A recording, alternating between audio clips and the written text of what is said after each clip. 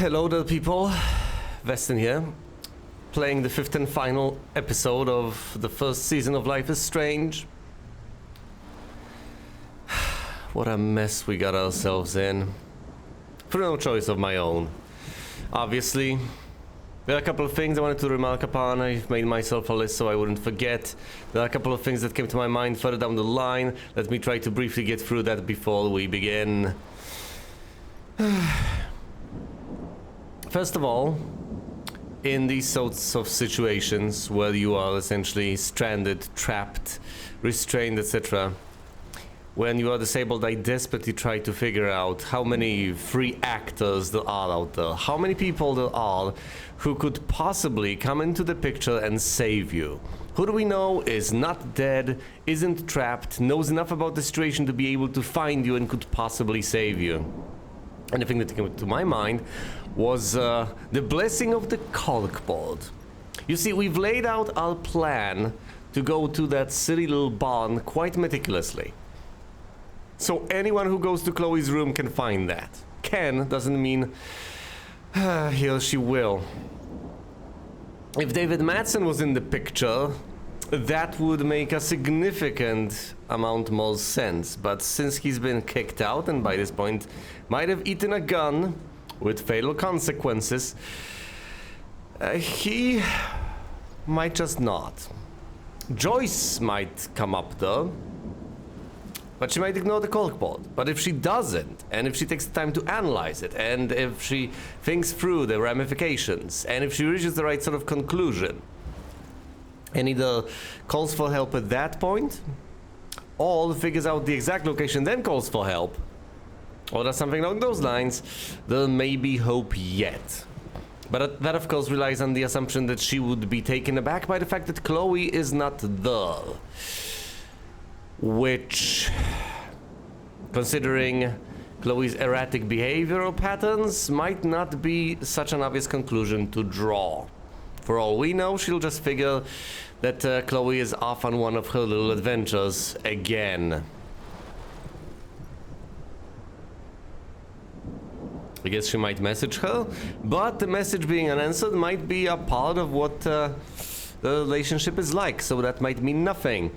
If the call isn't answered, same sort of deal, so that might not help us to any extent, but that's one of the few things I can come up with that could possibly lead to the dark room. Warren might have overheard us. Odds are slim, but that is, I guess, another possibility. Other than that, no dice.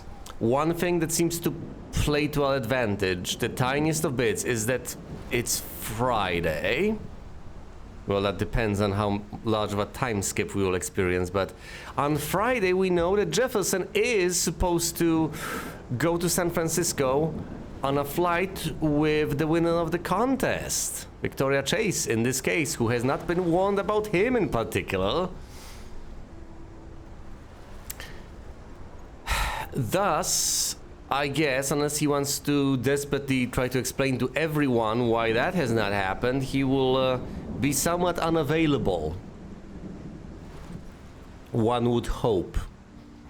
But that is, of course, time constraints, so we don't know exactly when the flight has to leave, etc. Hopefully soon, for our own sake.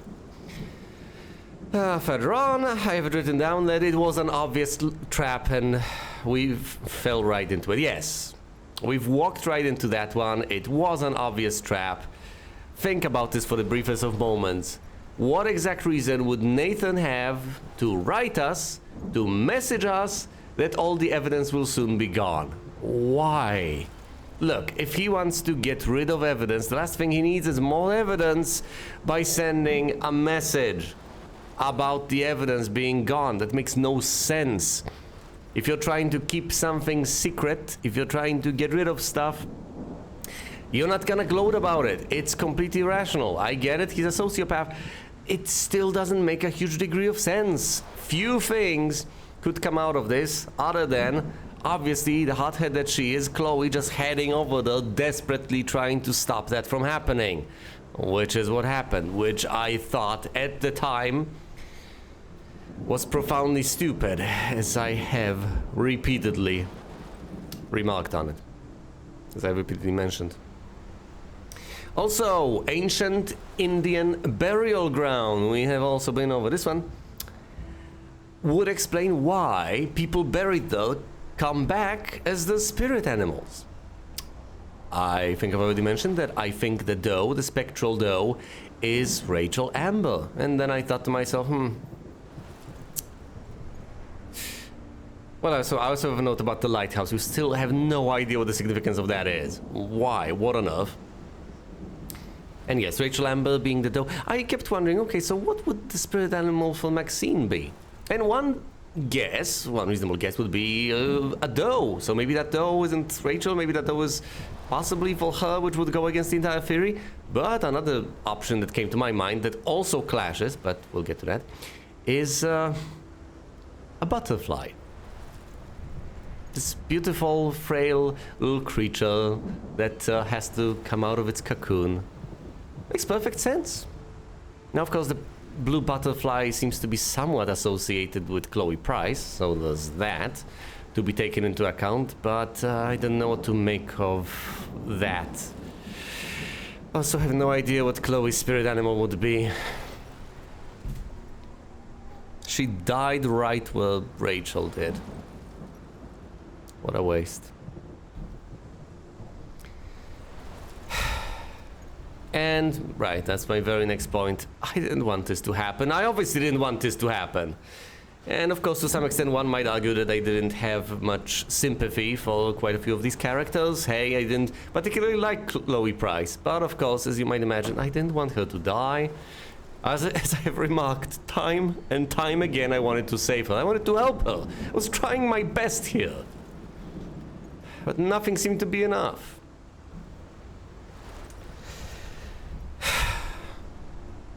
It's tragic.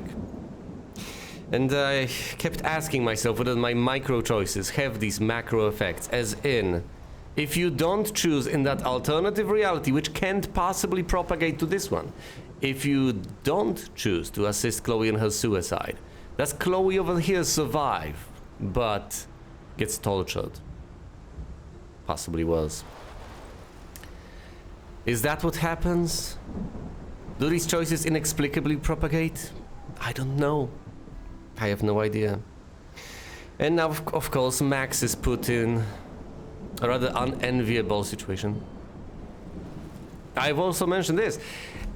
Even though she has her powers, there are clear limitations to that. She is a human being. And that with it brings certain inherent flaws. That power doesn't seem to work particularly well if she can't focus. That has been reasonably... Has it been particularly explored? Well, not necessarily. But we do know that in certain circumstances she can use her power. When drugged, apparently she can't use it. I'm fairly confident if she loses her consciousness, she can no longer really invoke her power. Well, at least within the realm where her consciousness is missing, so to speak. Because if she loses her consciousness in one realm and then travels to the vision, she can use her power within the vision, but not within the realm where she's unconscious. She has to make a conscious choice to use the power. So if she doesn't notice something, she can't rewind because of what she cannot see. Obviously. She can be taken by surprise. And possibly if she cannot outstretch her hand, she can't use her power either.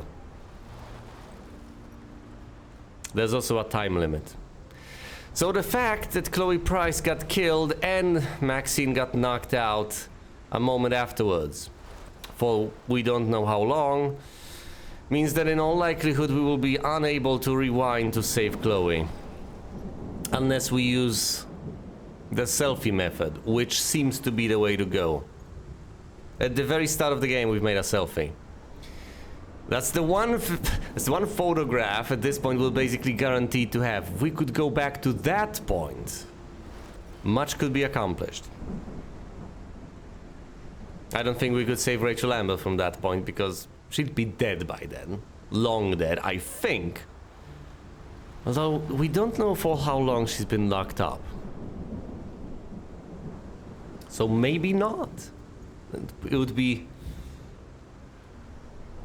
It is a possibility. Oh, and here I have, to wrap things up, a bit of a risque assessment that I'm not necessarily confident in. It does partake in certain simplifications and prejudices, but at the same time I think it's Oh boy, brace yourselves. possibly somewhat enlightening.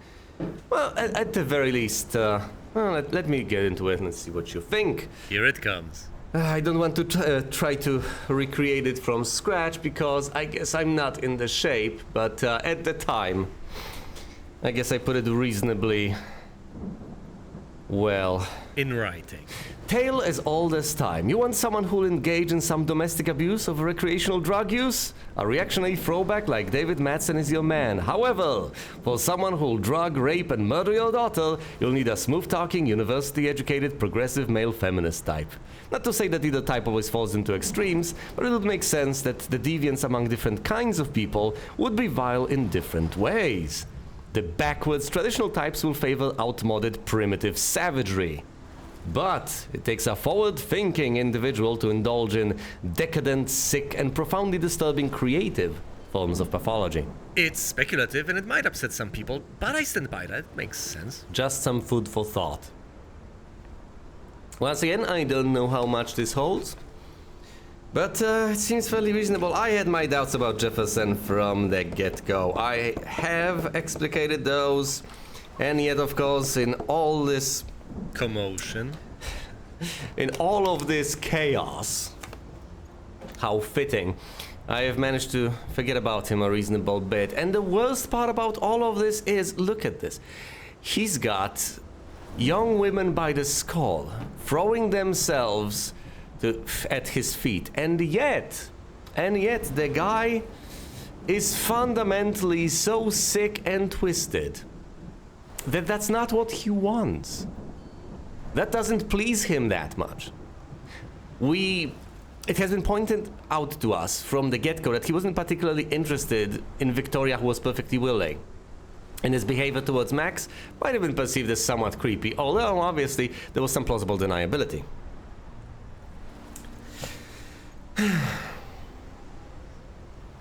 Yes, I guess he's not into relations that are consensual. That would explain a decent bit. And a distinction between him and Nathan Prescott. As I mentioned, because I've mentioned quite a lot of things by now, Nathan Prescott, as far as I can tell, is what you would call a sociopath.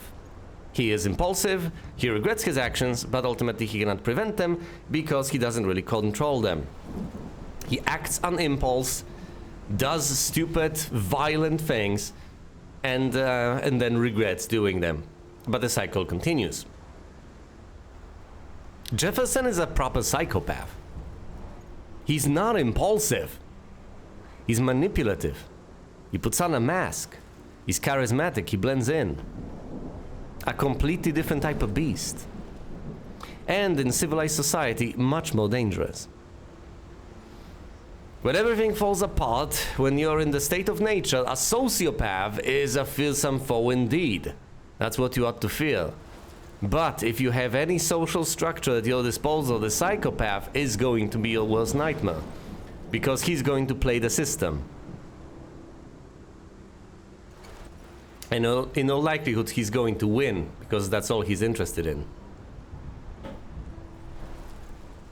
Unless you manage to suss him out. And even then, good luck with that, because you might potentially hit upon false positives, and punishing people for being psychopaths when they're not psychopaths, presumably, ruins the entirety of the society we're talking about. So there's that. The initial thoughts before we begin, before we start with episode 5 of Life is Strange. Logos, help me. Because you know what's coming. Oh boy, oh boy, oh boy.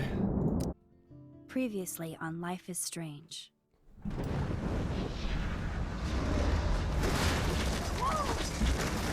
Whoa. What did you find? Rachel in the dark room, over and over. That's it. We can't trust anybody, except each other. You know more about her than me. No, you and Chloe think you know more than anybody, like all teenagers. Oh, look. The Wonder Twins. What are you doing in my dorm? You are so fucking dead! Nathan is truly psychotic. I know he has something to do with Rachel missing. Kate wasn't the first. All those binders are filled with other victims. What are you doing here, Max? Binders full of women. Victoria has to be next. What a lame gimmick.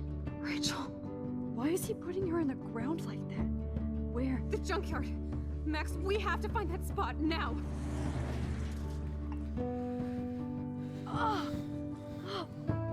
Rachel, what? I'm sorry, Chloe. I'm so sorry. I know you're close to Nathan, but your life is in serious danger. Nathan just texted me. He says there won't be any evidence left after he's done. Oh god, Max, look. She's still there. Oh, no. Chloe. Look how. What the fuck?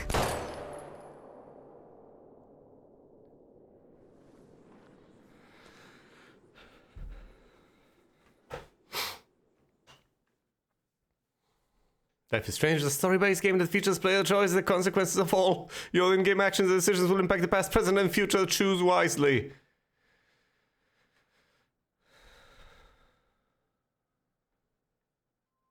Max.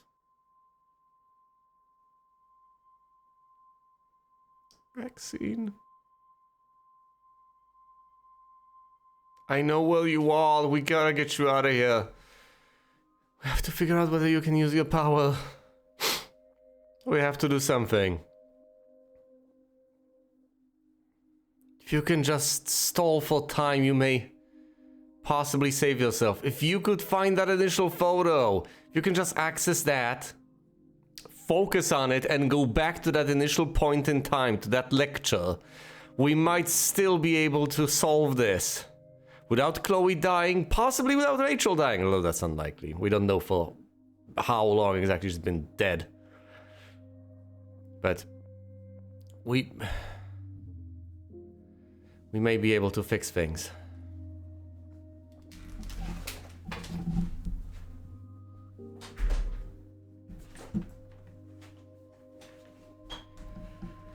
Max. Come on, girl. Come on, young lady. Oh no, how am I supposed to extricate myself from this? Episode 5, Polarized. Max.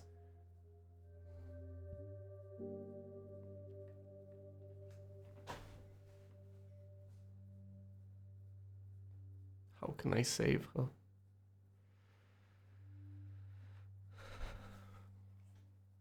Every single condition that has been applied to her, even items she acquires, all of them are retained. It's not like I can rewind myself out of these bindings. Oh. 200 DPI. Sorry, I need to adjust the DPI. Max. Chloe? She's dead, okay? What? Where? It's a dark room. I know. Oh. We don't have any notes. These are notes from all the places except for one. Well, documents, really. Here are all the photos we are supposed to take. Ladies and gentlemen, I might have been right. I don't know that, but I might have been right. And this little picture tells me that. But let's not get ahead of ourselves. I know these are little spoilers, arguably, but then again, the game is somewhat about time travel, and I like figuring these things out. I'm not looking stuff on the internet. I'm not looking at an achievement list or anything like that. This is in-game. These are supposed to guide me so that I know where I'm supposed to take my pictures. So let's have a gander. Here is, I believe, Kate. quite obviously we are going to be able to get out. Here is a man at the gallery. A camera and duct tape. How is that the third picture? Or possibly the second picture, depending on the order. As interesting as a concept. A burning whale. Interesting. Then there is the fabled storm. We know this thing. You know how? Actually, this is present in possibly a number of places, but I do recall this being etched out on a desk in the classroom, which means that on one hand we will make it to the classroom, and on the other, there's basically no way we are making it to class as if nothing happened, knowing that this guy knocked us out. All right?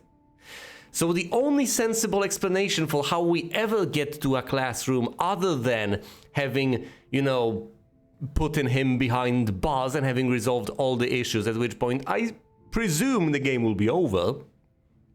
The only way we can possibly accomplish that is by rewinding all the way to the beginning, to that part she got to the first time she snapped out of the storm. So as far as I understand, we'll get to that storm and we'll get transported, that we'll snap out of it once again during that same initial lecture, daguerreotype and all that. Brilliant. And we will have to resolve issues from there. We already have plenty of knowledge. We will have to use that to our advantage. Though at this point I can't help but wonder, knowing all of this, would I know what exactly I ought to do from that point on? From, I believe, Monday? I'm not so sure. I could try to come up with some sort of a plan. Now, I could consult Chloe Price, but that's not to work out to the benefit of everyone. A squirrel with a tree, the lockers, once again back at school, bottles, and then a sign, death equals smoking. I do believe we did see that somewhere, but oh no, sorry, that's a poster back at school. This is all on school grounds as far as I can tell. All of this. The squirrel back at the school. There's this etching, the lockers, possibly some alcohol over there as well. So most of this will happen back at school. Well, back at the university. But yes, we are starting out with Kate Marsh. Somehow. I don't have access to my journal. And of course, I know exactly how we can go back to that exact moment. We snapped a selfie in class. Remember, I objected to the idea of taking a selfie during class. It's the best decision she's ever made. We can rewind to that point. All she needs to do is get her hands on that picture. That's it. And she's got it in her photo album that she carries with her. Her journal, right? So she can do that at any point. Or she gets snapped back by the tornado. I don't know. First picture, Kate Marsh, but there's nothing I can do. Oh no. Oh no. Can I get you up? Anybody out there? Please help! No, Victoria! No!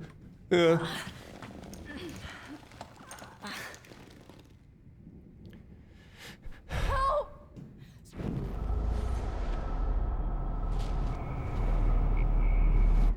Don't yell, for the love of... Don't yell. No matter what, don't. Please. Oh shit. Jefferson kidnaps Victoria too? This is so bad. I've warned her, but I warned her against the wrong guy. I've rewound past... I mean, maybe I should have gotten... Maybe I should have allowed... come on. Maybe I should have allowed Jefferson to come here as Max yells. Victoria, wake up. Wake up. You have to free me.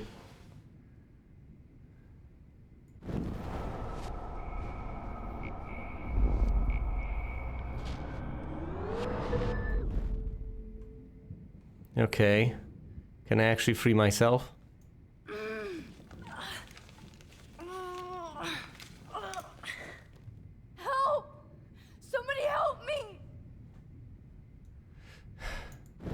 Don't yell. The only people nearby are people who'll hurt you, Maxine.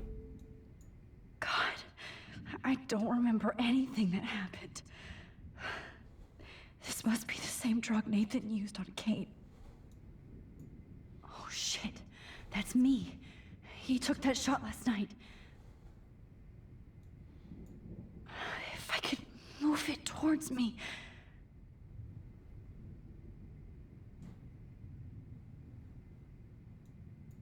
Of course, and right in front of me.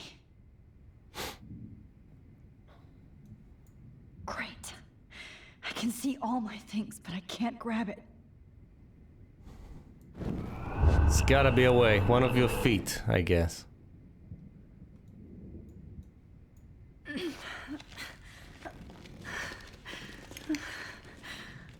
Help! No!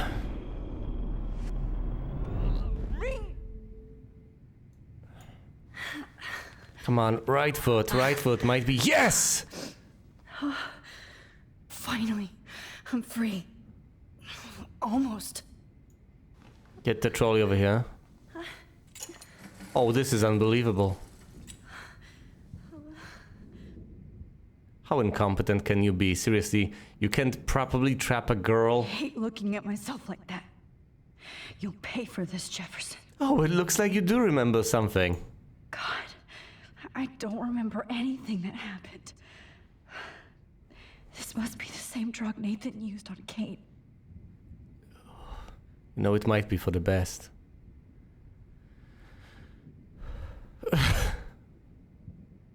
Left mouth. No, no, no, no, no, no, no, no, no. You know, I was about to say this. Hey, we could hypothetically, any sort of selfie that is out there, we can focus on and go back to that point in time. What? Do we want to go back to that point in time? Well, I guess we don't have much of a choice. Because the good news is, at that point in time, she'll be free. The bad news is, whatever happened before and whatever may happen afterwards, it's going to be quite a violent encounter. Oh shit. Jefferson kidnaps Victoria too?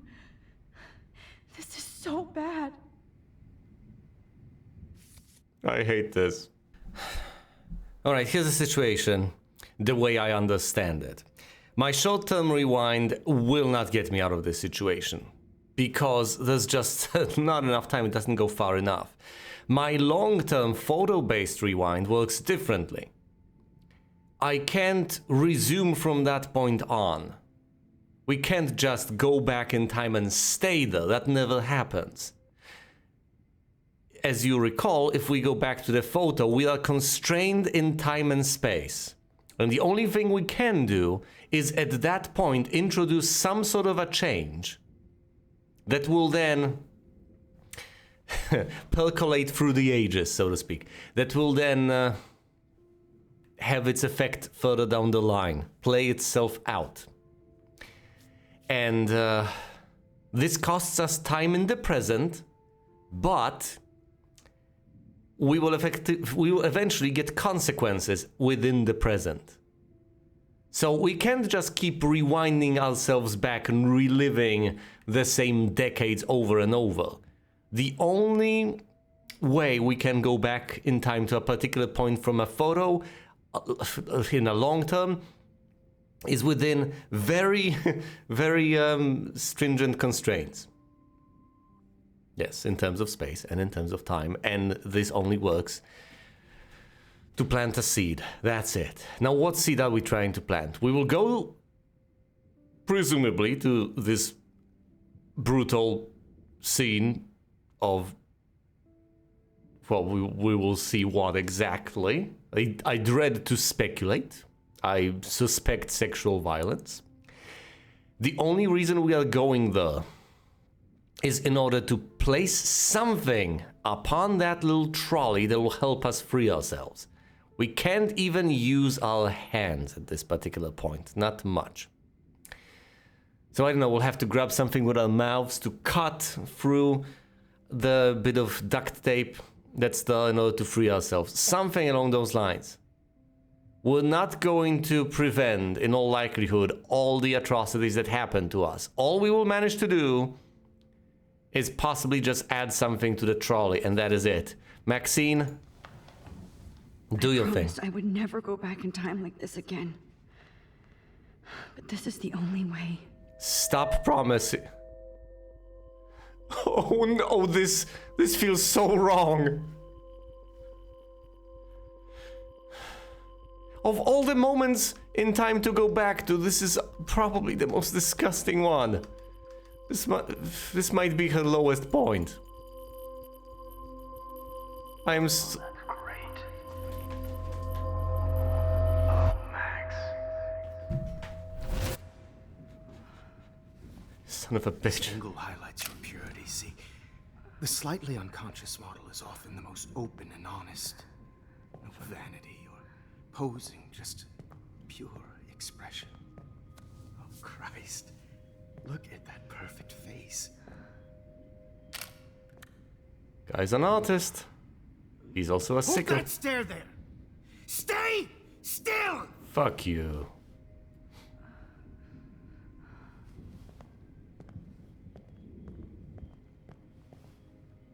These are the limits, the boundaries. We can't leave the room. Max! You fucked up my shot!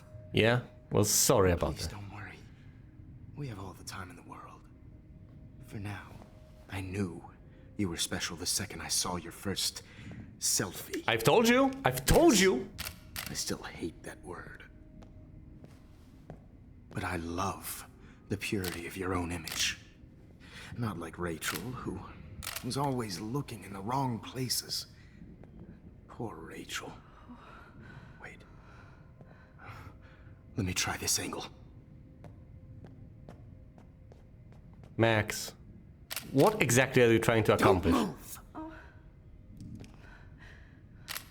How can you possibly do anything useful? Much. You'll have to wait for him to leave, I guess. Thanks, Max. If only Nathan could see this setup. He tried so hard.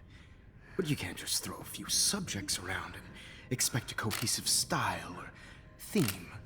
But he had an eye for shadows, and an eye for a whole lot more, as his elite family will find out, along with Arcadia Bay. Nice. Good. Oh, the gloves. Those eyes. Max. It's just too bad you're so goddamn nosy, Max. But this room is under 24/7 surveillance, so all I had to do was text you from Nathan's phone. I figured. And you fell right into my hands. I've told you it was a trap. I knew it was a You trap, really but should've Chloe didn't. focused on schoolwork, not private detecting with your little friend. Max, whatever you want to do, you'd better do it quickly. Chloe, right. Yeah, I'm sorry that Nathan killed her in self-defense. See? I knew it But was she had a Nathan's troubled gun. history, like most Arcadia Bay I could have taken it from him. Nobody will be surprised. Don't care. Had I let Warren kick him all. Damn it. People will care when you die tonight, Max. I wasn't lying when I said you have a gift. Okay. Now this looks good. She knows too much, so she has to die. I know. Few more close-ups.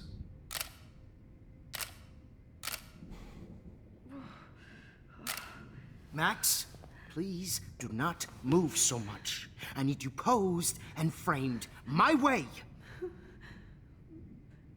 Maybe a new dose will calm you down. No, no, no, no, no, no, no, no, no! Can you rewind? Maxine, please. No, no, no, no. Move or this will hurt much. Max! Stupid bitch! You just don't listen, do you?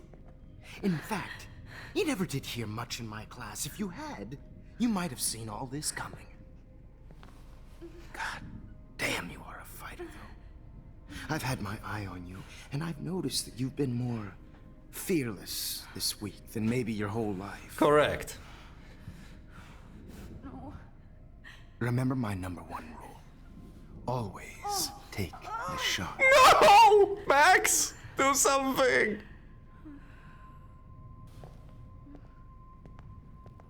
No! What does that change?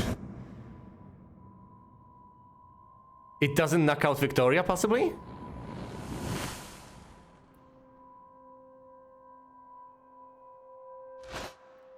I mean, we've introduced a change, but... Jesus. I can't believe that happened. So sick. What about Victoria? Did that change Victoria's fate? Did you get a different photo you can go back to?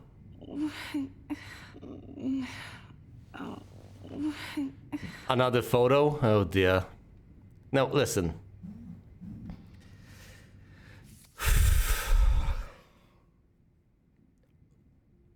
The interesting news in all of this is that she seemingly did not get raped. Which I find thoroughly fascinating. Or maybe she did at some point and was just implied. I don't know. But these people mostly just seem interested in taking pictures. Okay. Oh shit. Jefferson kidnaps Victoria too? This is so bad. Look, we will have to just go back to another photo, I guess. I broke those vials when I kicked the trolley. Yes. So what? Look at the camera. I'd really like to smash that fancy camera into Jefferson's face. Yeah, I don't think that's necessarily gonna... Wait, does that mean he had to use a different trolley, the one with your stuff or something? Hold on, what? Wait, Jefferson couldn't handle stains on his photos. Good. Now I can use them. No. That picture isn't going to help. And I can't go through all that again. I won't. I know. Oh, maybe I shouldn't show this to Max. I'm sorry. You know, the ideal is that we will go to a different photo. That's obviously what we need. I could try to wave Victoria up, but that's gonna be pointless. Okay, look at these. Whoa. I'm definitely more awake in this photo. I could try this one. Oh, great. I'm sorry, Maxine. This is the only way. We have to essentially go back through these goddamn photos. This might work. Please work. I'll do my best.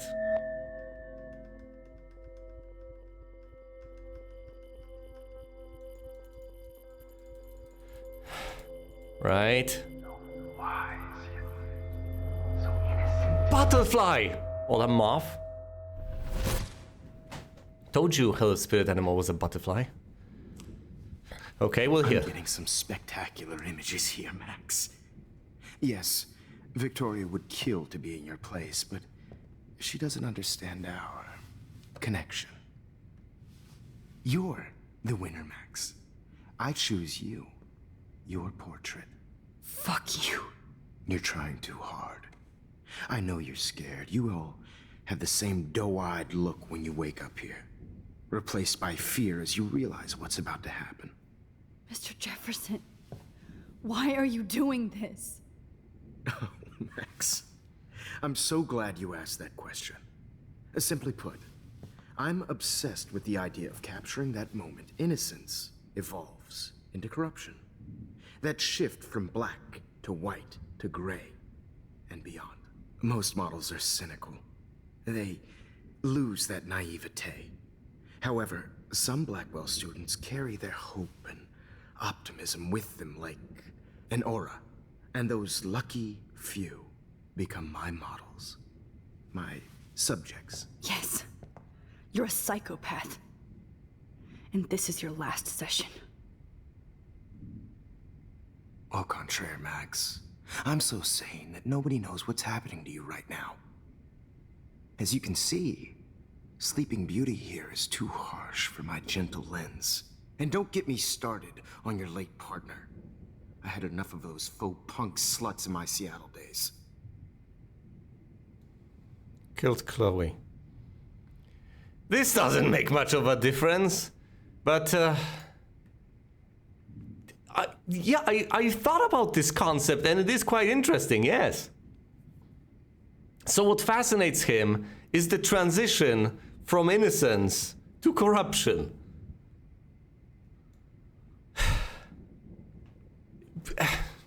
I'm not sure I can say much more intelligently on that subject. It's just an intuition. It is something reasonably visceral, yes. And that's why he operates on young girls. He can still find that sort of a... ingenuousness, purity of sorts.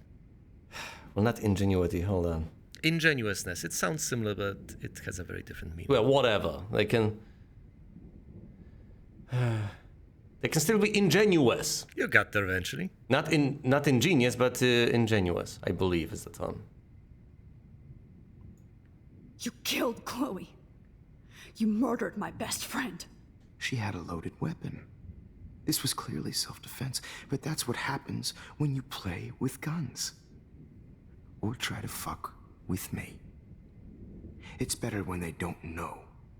Like pure, sweet Kate.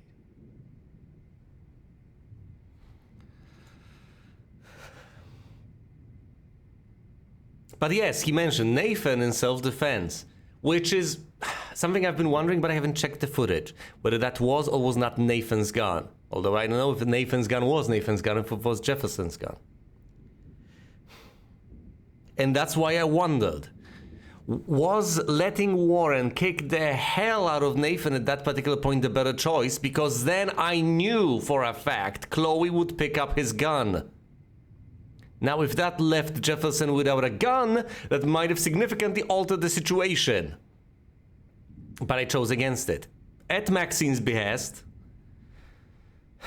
Well, I guess if that actually plays out the way I think it does, if taking away the gun means that Chloe survives, although some things may happen to her, maybe she's there instead of Victoria.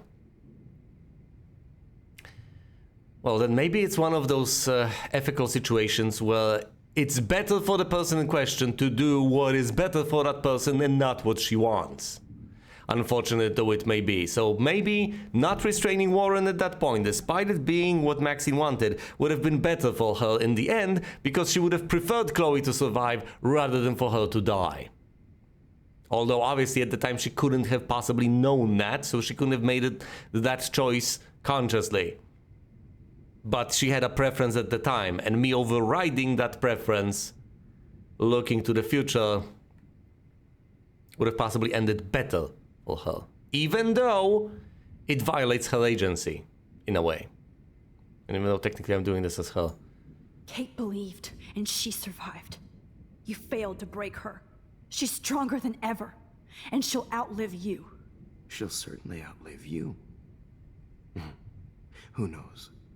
Maybe I'll pay Kate a visit soon and test her faith again. You will not get away with this. I want you to know that.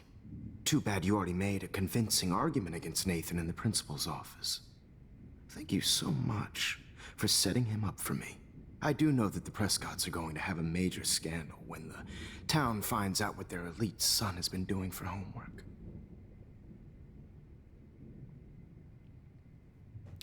And this, I truly do not know what to do with. Is he as sick as he is, or did Jefferson actually just use Nathan?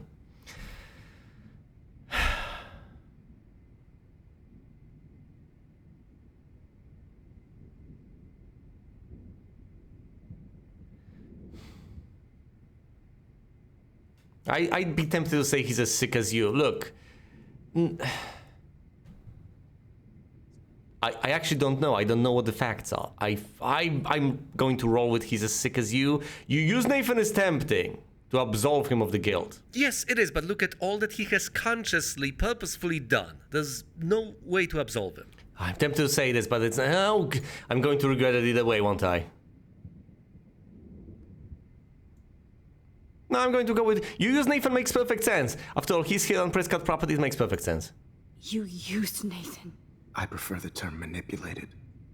Like with an image. Nathan's was easy to twist around. I became a sort of father figure for Nathan. Oh, that makes sense. It happens often in teacher-student relationships. was kind of touching for a while. Did you tell him everything about your plans at Blackwell? Don't be stupid, Max. I told him what he needed to hear. In return, I had access to the Prescott fortune. Who do you think paid for this glorious darkroom and equipment?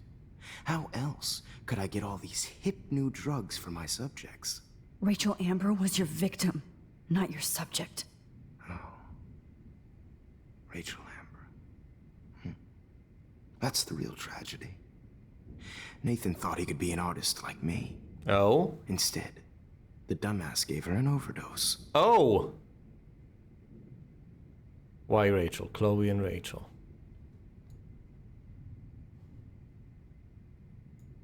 Why Rachel?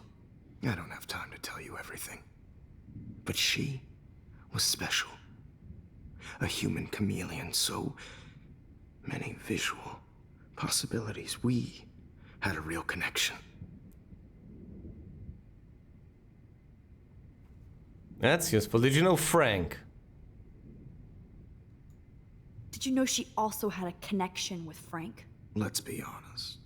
She was doing the classic bad boy thing. She was over Frank before it began. He just didn't know, anyway. Rachel is dead. But no tears. Los Angeles would have killed her anyway, so look at this as a favor. You're evil. Oh, I see. You're good because you stopped your friend from beating Nathan up. I cared more about Nathan than you did. No, you didn't. It's just too bad that he fell in lust with Rachel. He actually thought he could mimic what I do with the camera and subject, like father, but not like son. Where is Nathan now? Dead and buried. What? After what he did to Rachel, I knew I couldn't keep him as a protege for much longer. Now the police will never find his body. Do you finally get it now, Max? I can't compromise my vision with amateurs. You are an amateur. Look at the trail of death you left behind. You can't blame all this on Nathan. I don't care what you do to me. You're gonna die, motherfucker. For Chloe and Rachel and everybody else. Lady, I do love your spirit, Max, but you brought yourself here. By your own choice. Anyway, I like my models to be seen and not heard. So I have to make sure there's nothing left behind of you. Okay. Now, let's see how these shots came out. I can see why your instant camera is so appealing. You don't need a computer to print your work out. Printed. Okay, so what am I supposed to do? I have all those photos in my diary. This could be a way out. Oh, now this one.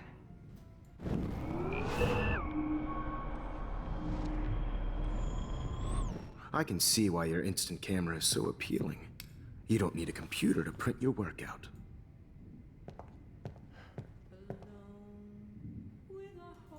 I have all those photos in my diary. This could be a way out. How far back can I go? Presumably I need to wait for something to happen.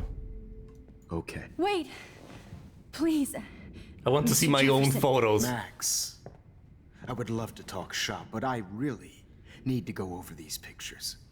Especially while they're fresh in my mind. I think our session was a career high for me. I can keep on rewind. Okay, let's go through all these options. I won't run out of possibilities because otherwise I would just die. That is a good one. That's a good one to start with. Let me go. Let me go and I'll help you. Let me help you. Please. Don't beg. Never beg. I hate that. Anyway, let's enjoy our final moment before I have to end our memorable session with your death.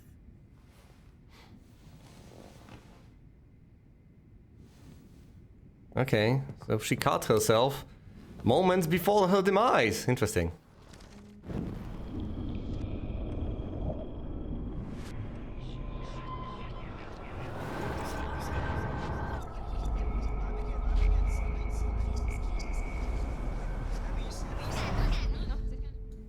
Wait! Mr. Jefferson. Max, I would love to talk shop, but I really need to go over these pictures, especially while they're fresh in my mind. I think our session was a career high for me. Okay, let's go through all the options and then we'll go to my diary. I just want to see the photos in my diary. That's bizarre, but okay, I'll allow it. And then she looks at the first photo she's ever taken. The selfie goes back to the classroom. What? What are you going to do to me? I'm going to make you live forever in my photographs. That's all that will be left of Maxine Caulfield. They won't even find your bag.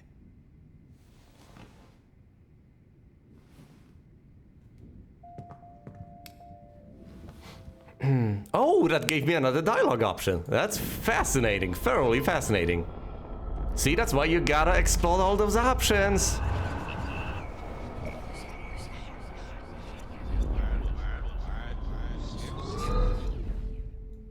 Wait! Please, Mr. Jefferson. Max, I would love to talk shop, but I really need to go over these pictures, especially while they're fresh in my mind. I think our session was a career high for me.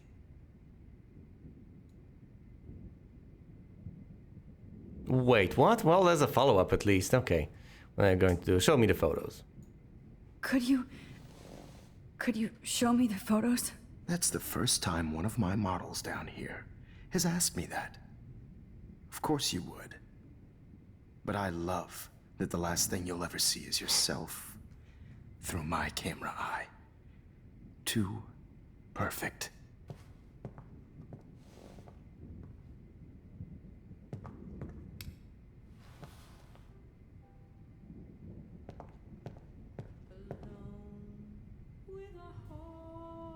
You better ask him something else. But, yeah, that can only lead to you getting those photos that you just got out of. So yeah, this is presumably how we got into this situation originally. She said, oh, can I see those photos? Yes, that makes perfect sense. Because last time she, I don't know, couldn't have known. So yeah, she said, could I see those photos? But have we missed out on previous rewinds? What? I have no idea what happened before. Lost memory and all that. But that would make sense. Can I see those photos? And then those photos are on the trolley and then we can go back to them. No, they were on the trolley because she spilled the drugs on them. Okay. Wait! You still have my diary. Don't worry. Nobody's going to read it. Thanks for reminding me. There's nothing more innocent than a teenager's diary. Oh, look at your selfies. I would like to. What a waste of talent. Look at that shot, Max. You can do so much better. When is this from? Max, look at this shot! Look at it! Maxine, do it! You know what to do! Max! Max, we're going back.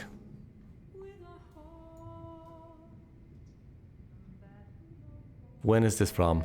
This is the first one! I've told you we will go back to the first moment, the classroom. Yes! This is it! This is it! The daguerreotype! You feel like totally haunted by the idea. Yes! I could frame any one of you in a dark corner and capture you in a moment of desperation. I remember that. I wanted to talk about this one, Max but has taken what you kids call a selfie. A dumb I'm word back. for a wonderful photographic treat. Right back where I started this insane week. what can you do here? And nobody is going to hurt Chloe ever again. You can't stay here too long. Since the early 1800s. Your generation was not the first to use images for selfie expression. You can't leave the room. Sorry, I couldn't resist. The point remains that the portraiture has always been a vital aspect of art and photography for as long as it's been around. Now, Max, since you've captured our interest and clearly want to join the conversation, can you please tell us the name of the process that gave birth to the first self-portraits? The daguerreotype. Oh, I love the dialogue options. You are a sick bastard. Not capturing. Daguerreotype, who cares? Not capturing our vision. I have no idea what it is. Okay, let's try this. I'm not into capturing your interest. That's kind of sick, isn't it? I guess somebody hasn't had their coffee. Do you want to try again? Okay, the Daguerrean process. Blah, blah, Cynical. blah. Look at this. If she doesn't... Let's move on. Anyway, so the Daguerrean process made portraiture quite popular, mainly because it gave the subjects clear, defined features. You can learn more when you finish reading the assigned chapters. If she doesn't show herself as innocent... The deadline to submit a photo in the Everyday Heroes to change time. The winter to San Francisco, where you'll be feted by the First, let's make it real easy to capture Mark Jefferson. How? Get it together. Taylor, don't hide. I'm still waiting for your entry too. And yes, Max, I see you pretending not to see me. Bastard. Actually... I have to warn David about Jefferson and the dark room. Told you. Ladies and gentlemen, I have mentioned this. Yes, well, actually, I have thought about this to myself. I haven't actually mentioned this, but, well, not in its entirety. I have gone over this entire line of reasoning. The apologia for David Madsen. It has dawned on me that basically the person who was desperately looking into this but couldn't was David Madsen. We know that much. And we essentially derailed all of that for him. Perfectly, we got him kicked out. We did basically everything wrong. We pinned the blame on Nathan, even though he was a patsy. So now the problem has resolved itself. Nathan was to blame for everything, and now Nathan is gone. Mystery solved to an extent. No one will keep asking questions. David Madsen was the only person who could possibly look into this sort of nonsense, but we prevented cameras from being mounted, and we insisted... yes, we insisted on a number of actions that ultimately ended up with him kicked out of his own home and possibly committing suicide.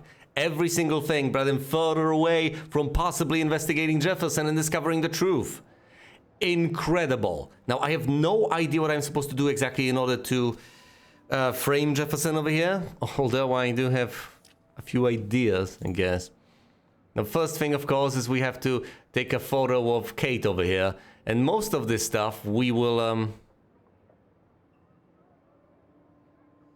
This stuff is... If we take these photos at school, so I have no idea... Kate presumably as well. So I have no idea about the other things. Fascinating. But I guess tipping off David Madsen is a reasonable concept. Alright, have to find a way to contact David. Well, you could pull a fire alarm. That'll prevent a number of things from happening, won't it? But... you can't leave this room. You could cause a scene? Yeah, that would be brilliant. But yes, what also occurred to me was that possibly if she gets the point across to Jefferson that she's actually not innocent but rather cynical, he might lose interest in her and everything may pan out differently. Though wildly differently. But if he got the impression early on that that's no good. Also, yeah, I wanted to go back to the human condition thing, because I remember that conversation from the start, and I have mulled over it, as I have through pretty much the entire game, over and over and over, and repeat, iteratively, going through every single detail, trying to analyze things.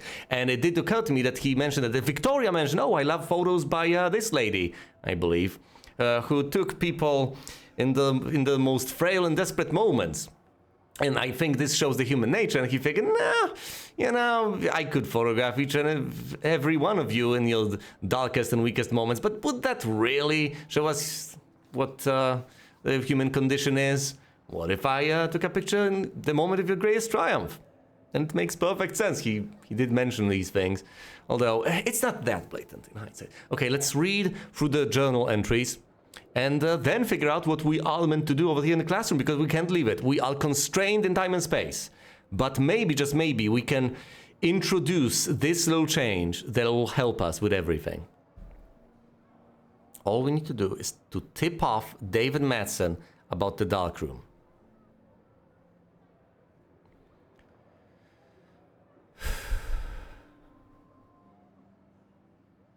I think we've read all of this.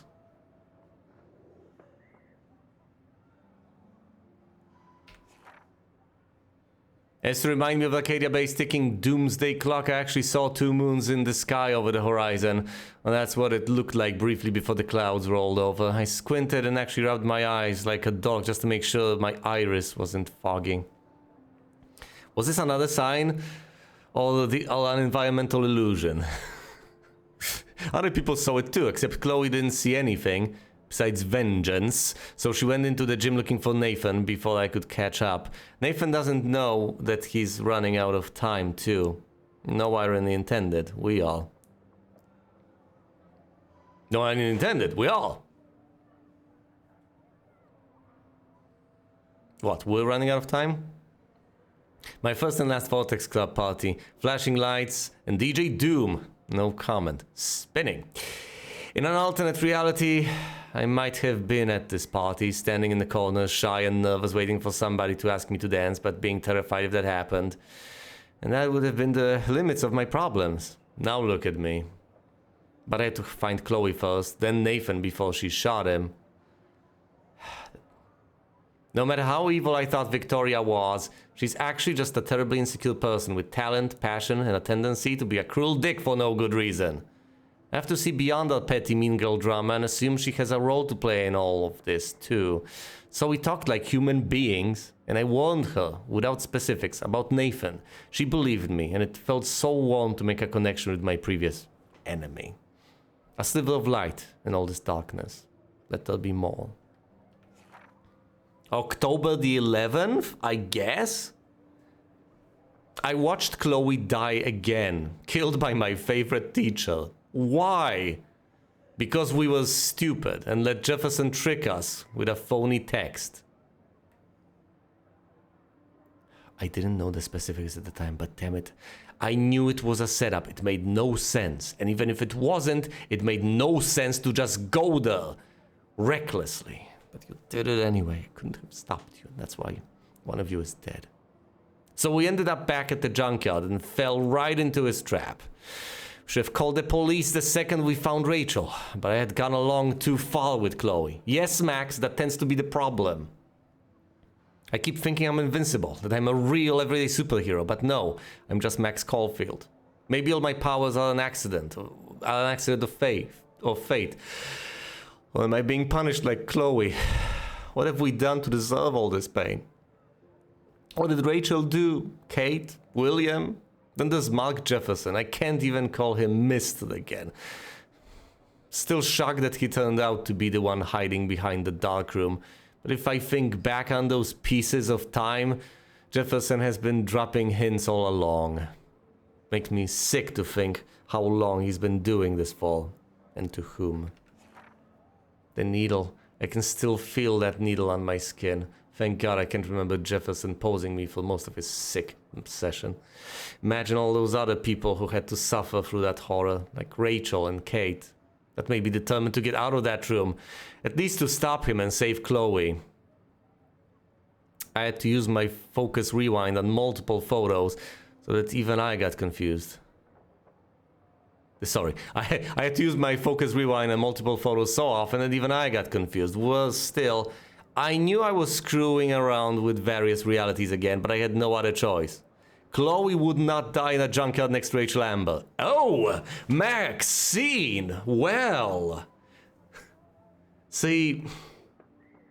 I guess there's something, at the very least something I can respect Maxine for. You'd think, all things considered, in those sorts of circumstances, she would look at the situation and figure, I am not going to die. Right? Because she was in that room and it was quite clear that she was moments from dying. Jefferson was over there presumably making preparations to dispose of her after he was done with the session. And she rewound a couple of times to save herself. But, as you can see, Even in the darkest, most desperate moments, she still thinks about other people. Isn't she wonderful? She sure is. Chloe would not die in a junkyard next to Rachel Amber. But that means we have to introduce this little... We have to plant the seed, we have to introduce the change very early on, as we are very early on. What exactly can we do then? I don't think we can necessarily save Rachel Amber. She disappeared half a year ago. I think she got killed and disposed of a long time ago. We can't go back that far. We've gone back around a week, 5 days really. We can still try to save Chloe and ourselves. So there's that. But how? If we are to do this, then what we're actually doing isn't introducing a change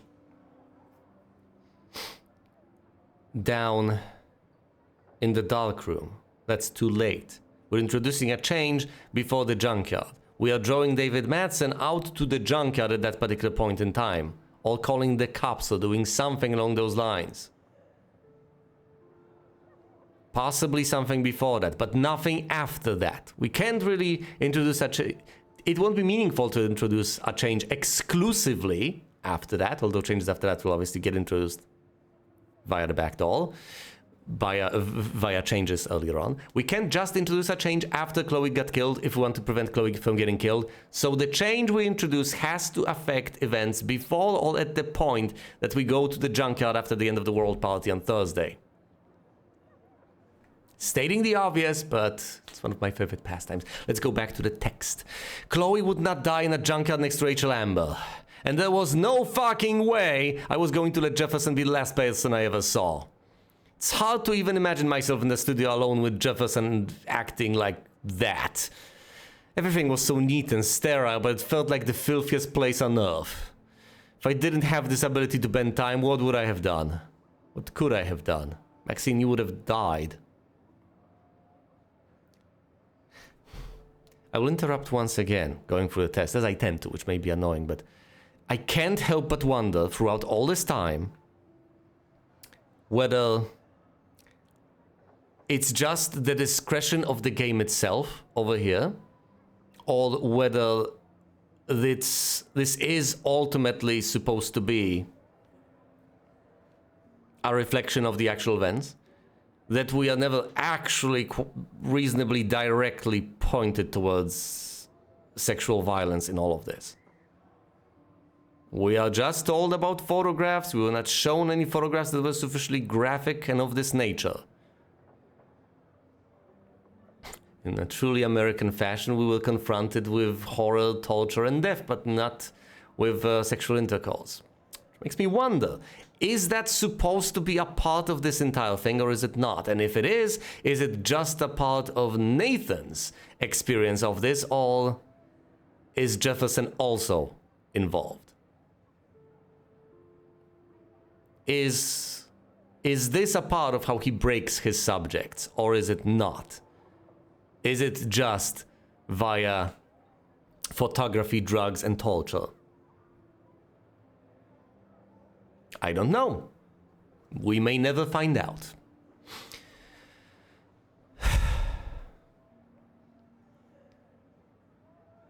Sometimes I felt removed, like I was looking at myself going through this hell. But thanks to Jefferson's class photo, he personally helped me to escape. I also feel so horrible that Victoria had to end up in here with me. It's because I warned her about Nathan. I should have known that she would rush to Jefferson for protection. Instead, he kidnapped her and almost murdered her because of me. Warning her makes the situation worse?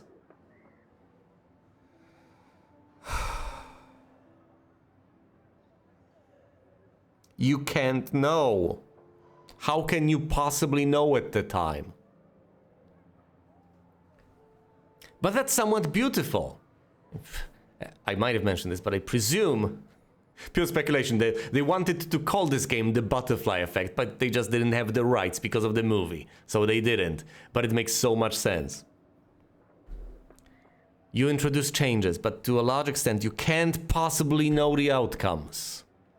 It's all a mishmash. It all goes so far down the line. So many different random chaotic factors get introduced that from the moment you introduce any sort of change, well, you can't measure it to begin with, and then you have no idea what you've actually done to the world and the timeline.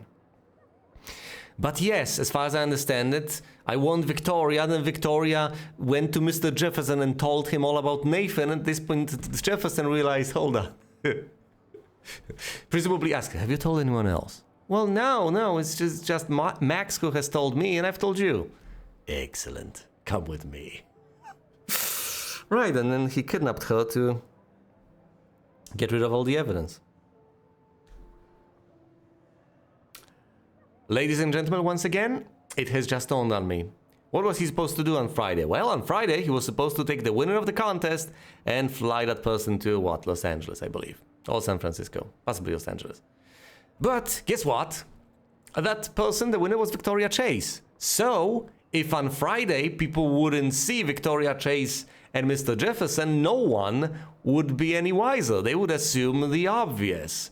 They would assume the simplest possible explanation. Well, obviously they're gone, because both Jefferson and Victoria are away for the contest. It would be absolutely trivial to explain all of this away, and no one would bother checking into it. Who would? She didn't make any waves. She didn't make that much of an impression. He goes back, and then Victoria is never seen again. Okay, maybe he would come up with a slightly more elaborate explanation. Although he'd be in trouble if she disappeared while under his care and protection.